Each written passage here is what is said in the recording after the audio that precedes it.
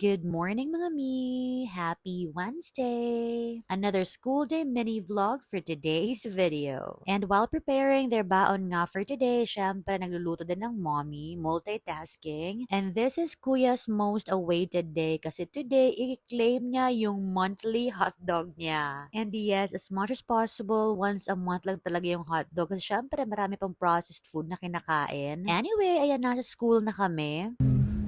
May kiss ka po.